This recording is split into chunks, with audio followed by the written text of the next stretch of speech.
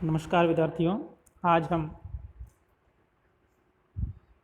BSc third year के botany paper first के अंतर्गत वायुमंडल अर्थात एटमॉस्फेयर के बारे में स्टडी करेंगे।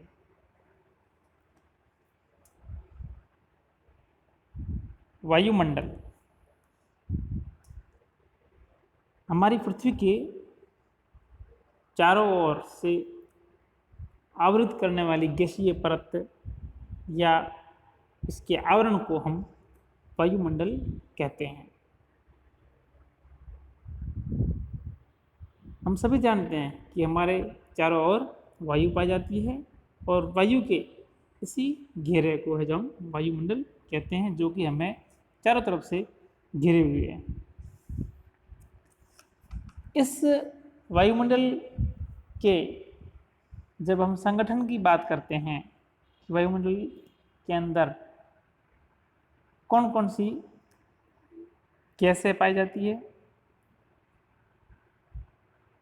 जब हम इसकी बात करते हैं इसकी गैसों के संगठन की, तो वायुमंडल में मुख्यतः दो प्रकार की गैसें होती हैं। एक वो गैसें होती है जो ज़्यादा मात्रा में पाई जाती है, उन्हें हम प्रमुख गैसें कहते हैं, और अन्य जो गैसें हैं जो सूक्ष्म मात्रा में पाई जाती है उन्हें कम मात्रा में पाई जाने वाली गैसों की श्रेणी के अंतर्गत वर्गीकृत करते हैं। सबसे पहले हम देखते हैं कि वायुमंडल में जो गैसें उपस्थित होती है उनके अंतर्गत प्रमुख गैसें कौन कौन सी हैं। प्रमुख गैसों के अंतर्गत नाइट्रोजन सबसे प्रमुख है, जो कि प्रतिशत मात्रा के रूप में अगर हम देखें तो समस्त गैसों की 78.08% के करीब होती है। अर्थात नाइट्रोजन अकेली गैस अपने आप में वायुमंडल में बहुत बड़ा योगदान देती है, जो कि भार की दृष्टि से देखें तो हम 75.50% के करीब होती है।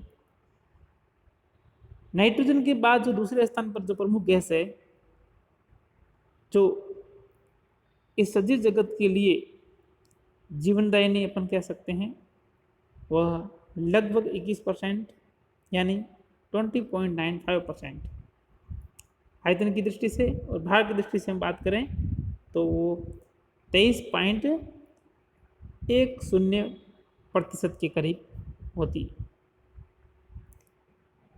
इसके बाद में हम देखते हैं तो आर्गन गैस, जो कि 0.93% वॉल्यूम की दृष्टि से एवं भार की दृष्टि से हम बात करें तो 1.30% के करीब होती है।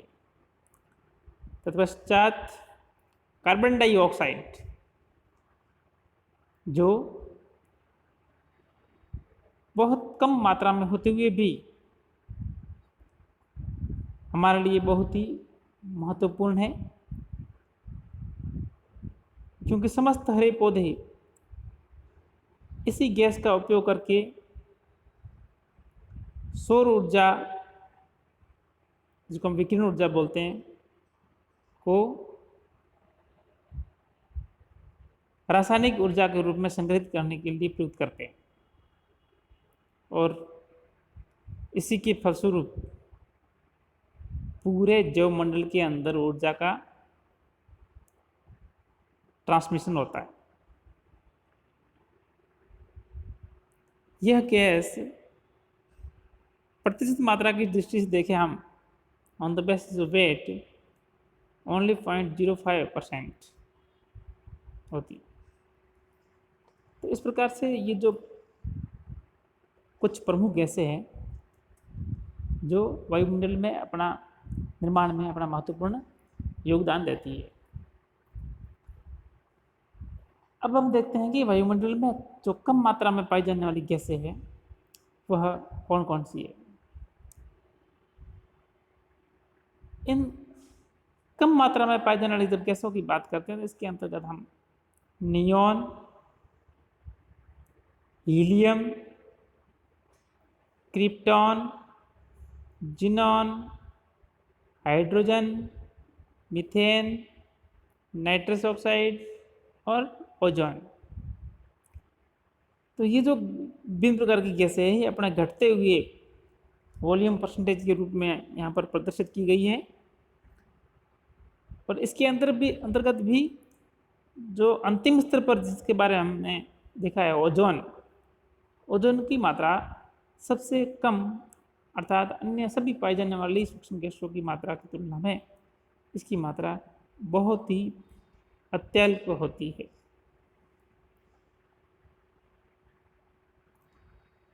अब हम इस वायुमंडल की संरचना के बारे में अध्ययन करते हैं कि वायुमंडल जो है इसके अंतर्गत सामान्यतः 100 किलोमीटर की ऊंचाई तक वायुमंडल में नाइट्रोजन, ऑक्सीजन, आर्गन व कार्बन डाइऑक्साइड जैसी मुख्य गैसें पाई जाती है। इससे ऊपर की तरफ है ना, अबव द 100 किलोमीटर भारी गैसें नहीं होकर उनके ऊपर आपको हल्की गैसें ऊपर की ओर दिखाई देती है।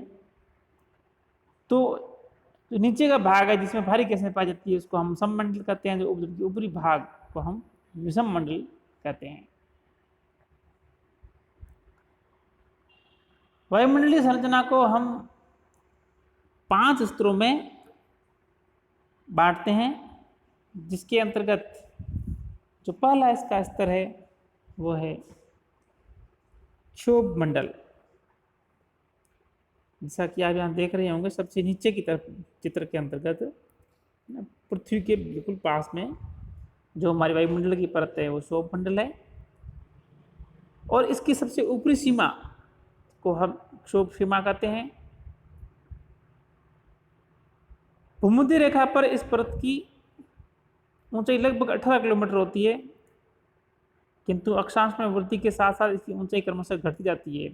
ध्रुवीय क्षेत्रों में तो ये लगभग 8 किलोमीटर के करीब होती है। क्षोभ मंडल में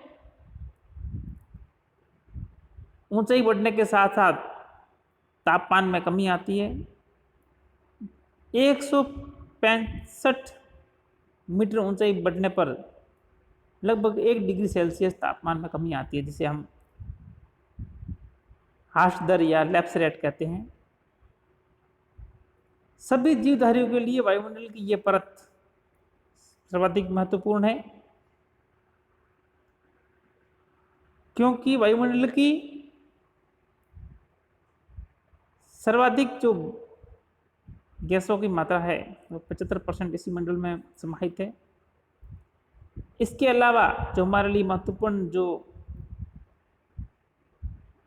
मौसमी घटनाएं जैसे बादलों का बनना, बिजली चमकना, आंधी, तूफान इत्यादि समस्त प्रकार की घटनाएं इसी परिमंडल में ही संपन्न होती है। नेक्स्ट जो स्तर है वायुमंडल के अंदर वो है आपका स्थिर मंडल। जैसा कि नाम से विदित है, इस मंडल के अंदर ज़्यादा आपको उठा पटक या ऐसा कुछ अस्थिरता देखने को नहीं मिलती है, इसलिए इसको स्थिर मंडल या समताप मंडल भी हम कहते हैं। इस क्षेत्र की जो लगभग ऊंचाई होती है वो 30 किलोमीटर तक होती है, और कुल मिलाकर अगर हम देखें तो क्षोभ मंडल है उससे 30 किलोमीटर ऊपर की तरफ है जो वायुमंडल की परत है उसको हम स्थिर मंडल कहते हैं। इस परत के अंदर तापमान है जो अपरिवर्तित रहता है या बहुत धीरे धीरे परिवर्तित होता है, इसलिए वायुमंडल के इस भाग को हम समताप स्तर भी कहते हैं। वायुयान की उड़ानों के लिए ये परत सर्वाधिक उपयुक्त है। ओजोन मंडल पृथ्वी की सतह से 15 से 45 किलोमीटर की ऊंचाई तक होता है, लेकिन ओजोन की जो सर्वाधिक सांद्रता होती है वो 22 किलोमीटर की ऊंचाई के आसपास होती है। ओजोन गैस में सूर्य से आने वाली पराबैंगनी किरणों को सोखने की विलक्षण क्षमता पाई जाती है। स्थिर वायुमंडल में लगभग 24% भाग पाया जाता है, तो शेष 1% इसके ऊपर के वायुमंडल में पाया जाता है। तो इस प्रकार से हम देखते हैं कि जो ओजोन है उसका मुख्यतः हिस्सा है जो आपको स्तरमंडल में देखने को मिलता है। इस स्तरमंडल के ऊपर वाली वायुमंडलीय परत को हम स्थलमंडल कहते हैं। स्थलमंडल है जो 30 किलोमीटर की ऊंचाई तक के क्षेत्र अर्थात पृथ्वी की सतह से लगभग 50 से 80 किलोमीटर की ऊंचाई में पाया जाता है और इसकी ऊपरी सीमा को जो हम मध्य सीमा कहते हैं। और वायुमंडल की इस परत के तापमान में तेजी से कमी आती है तथा 80 किलोमीटर की ऊंचाई पर तापमान -100 डिग्री सेल्सियस तक पहुंच जाता है। और इस मध्यमंडल का जो मुख्य कार्य है वो है सूर्य से आने वाली किरणों की अंतर्गत जो रेडियो तरंगें होती है उनको एब्जॉर्ब करने का है। मध्यमंडल से ऊपर की तरफ हम देखते हैं आप पाएंगे आयन मंडल, जिसे यहाँ लिखा हुआ है आयनोस्फीयर। मध्यमंडल के ऊपर उपस्थित वायुमंडल की इस परत को हम आयन मंडल कहते हैं या थर्मोस्फीयर कहते हैं। ये पृथ्वी की सतह से लगभग 80 किलोमीटर की ऊंचाई पर पाई जाती है। मध्यमंडल के अंतर्गत हम देखते हैं जैसे जैसे ऊंचाई बढ़ती है तो इसके साथ ही तापमान में क्रमिक रूप से वृद्धि होती है और यहाँ का संपूर्ण वायुमंडल पराबैंगनी किरणों की प्रक्रिया के द्वारा आयनीकृत होता है। और इस आयनमंडल के ऊपर सबसे ऊपर की तरफ है जो वो है आपका बहिर्मंडल। ये आयनमंडल से भी ऊपर अवस्थित है अर्थात वायुमंडल की सबसे बाहर की परत है। इसके अंतर्गत आयनमंडल का ऊपरी भाग जिसमें कुछ हवा के कण आयनीकृत नहीं हो पाते हैं वे है जो अंततः विस्तृत होकर ऊपर उठ जाते हैं और वही कण है जो बहिर्मंडल का निर्माण करते हैं। तो इस प्रकार से ये वायुमंडल जो हमारे पृथ्वी के चारों तरफ से घेरा हुआ है इसको हमने 5 स्तरों में बांट करके इसका अध्ययन करते हैं। अब ये जो पवन तथा इसका वनस्पति पर क्या प्रभाव है, जो वायु है जब वो चलती है गति करती है तो हम उसको पवन बोलते हैं। तो ये पवन का हमारे चारों ओर पाए जाने वाले वनस्पति पर क्या प्रभाव पड़ता है। सबसे पहला है प्रकीर्णन। प्रकीर्णन से मतलब है फैलाव, डिस्पर्सन। तो कई प्रकार के जो पेड़ पौधे होते हैं उनके अंतर्गत फल और बीजों के प्रकीर्णन में वायु की बहुत ही महत्वपूर्ण भूमिका होती है। इसलिए वायु अपने आप में एक प्रकीर्णन का उपयुक्त साधन है जिसके द्वारा पौधे अपने अपने जर्म प्लाज्म का दूरस्थ क्षेत्रों तक विस्तार करते हैं। इस प्रकार के वायु द्वारा प्रकीर्णित होने वाले बीजों और फलों में विशिष्ट प्रकार की अनुकूलताएं पाई जाती है जिसके फलस्वरूप वो वायु द्वारा एक स्थान से दूसरे स्थान पर आसानी से ले जाते हैं। जैसे रोमिल उपांग है या फिर उनके अंदर पंखनुमा संरचना है या फिर पैराशूट लाइक कोई स्ट्रक्चर है। तो इस प्रकार की संरचनाएं होती है जो उस फल या बीज को हवा में तैराते हुए है ना उसको फ्लोट कराते हुए अन्य स्थान पर ले जाती है। दूसरा जो वायु का इंपॉर्टेंस है वो है परागण। अनेक एंजियोस्पर्म पौधों के अंतर्गत हम देखते हैं जो इसमें एंजियोस्पर्म के साथ जिम्नोस्पर्म जो उच्च वर्गीय पौधे हैं उनके अंतर्गत जो परागण की क्रिया जो पाई जाती है इसके अंतर्गत परागण की क्रिया में पराग कणों का एक प्लांट से दूसरे प्लांट तक ट्रांसफर होता है और इन परागकणों का परागण वायु के द्वारा संपन्न होता है। तो इन परागकणों में विशिष्ट प्रकार की संरचना पाई जाती है जो संरचना क्या करती है इन परागकणों को एक स्थान से दूसरे स्थान तक ले जाने में उपयुक्त बनाती है। आगे हम देखते हैं क्षति मतलब अगर तेज गति से अगर पवन चलती है तो कई प्रकार के छोटे जो पौधे होते हैं क्षूप वगैरह शाख वगैरह उनको है जो शाखाएं टूट जाती है जिसके फलस्वरूप पौधे है जो नष्ट हो जाते हैं। अगर प्रभाव हमें किसी क्रोपलैंड एरिया में देखने को मिला है, तो एक फसल के अंदर बहुत बड़ा है जो नुकसान देखने को मिलता है। नेक्स्ट है वो है शुष्कन। वायु की तीव्र गति के कारण पेड़ पौधों में वाष्पोत्सर्जन की दर बढ़ जाती है। इस प्रकार जब वाष्पोत्सर्जन की दर बढ़ जाती है तो पौधों से अत्यधिक मात्रा में जल का ह्रास होता है, जिसके कारण पत्तियां मुरझा जाती है। और अगर यही कंडीशन लंबे समय तक बनी रहती है तो पौधे के अंदर जमीन से निरंतर जल का अवशोषण किया जाता है। अगर ये आवश्यकता पूर्ण नहीं हो पाती, वाटर कॉलम टूट जाता है, तो पौधे की पत्तियां हैं जो लंबे समय तक मुरझाने की अवस्था में रहने से पौधे की मृत्यु भी हो सकती है। नेक्स्ट है यांत्रिक ऊतकों का निर्माण। वायु के वेग से पौधों को न केवल बाह्य आकार की संरचना प्रभावित होती है, उनकी ऐसे नहीं सिर्फ उनकी जो कैनोपी है ना, आर्किटेक्चर प्रभावित होता है, अपितु इनके अंदर विकसित, इसके विभिन्न भागों में विकसित होने वाले ऊतकों की संरचना पर भी प्रभाव पड़ता है। पौधों के तनों में यांत्रिक ऊतकों की मात्रा बढ़ जाती है। जो पौधे हैं जो ज्यादा ऊंचाई वाले होते हैं, वो परावर्तन के प्रभाव से अपने अंदर इस प्रकार की अनुकूलताएं विकसित कर लेते हैं ताकि वह पवन के वेग के प्रति अपने अंदर प्रतिरोध विकसित कर ले। और इस प्रतिरोध को विकसित करने के लिए उनके अंदर विभिन्न प्रकार के यांत्रिक ऊतक विकसित होते हैं जो कि उन्हें ये सामर्थ्य प्रदान करते हैं। नेक्स्ट है भूपतन।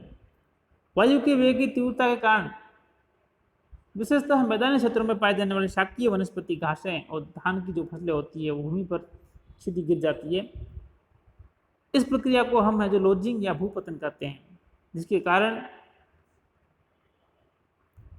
सामान्यतः किसानों को गेहूं, मक्का, ज्वार, बाजरा व गन्ने की फसल के अंतर्गत काफी सारा नुकसान उठाना पड़ता है। विकृति।